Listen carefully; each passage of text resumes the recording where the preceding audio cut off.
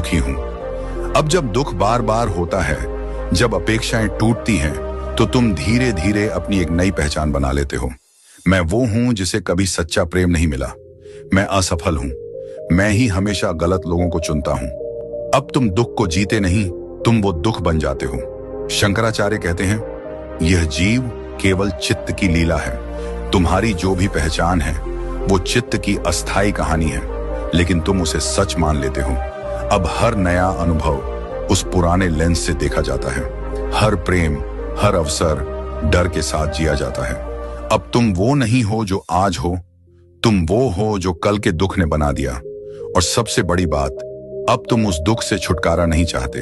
तुम बस चाहते हो कि कोई तुम्हारे दुख को समझे, स्वीकार करे, सराहे। और यहीं तुम माया की तीसरी परत में फंस चुके होते हो। अब सोचो, इन तीनों परतों के पार क्या है?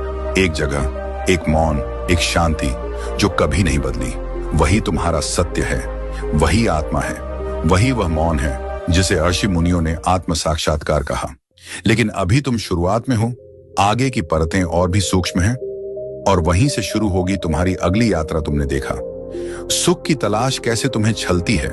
तुमने समझा अपेक्षाओं का जाल कैसे पीड़ा बन जाता है। तुमने अनुभव किया पहचान का भ्रम कैसे तुमसे तुम्हारा मूल छीन लेता है। अब हम और भीतर उतरते हैं, और जो परतें अब सामने आएंगी वो अधिक सूक्ष्म हैं, लेकिन कहीं अधिक गहरी।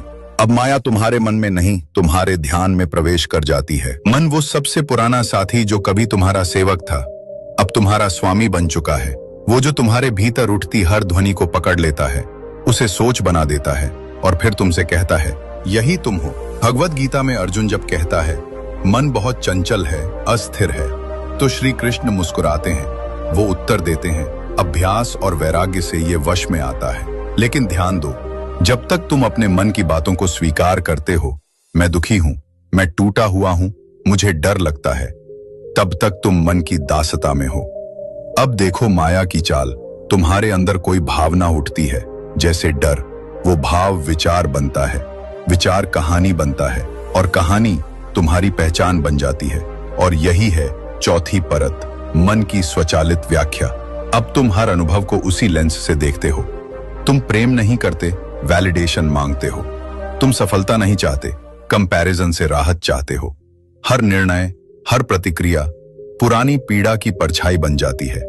तुम सोचते हो मैं सोच रहा हूं, पर असल में सोच तुम्हें सोच रही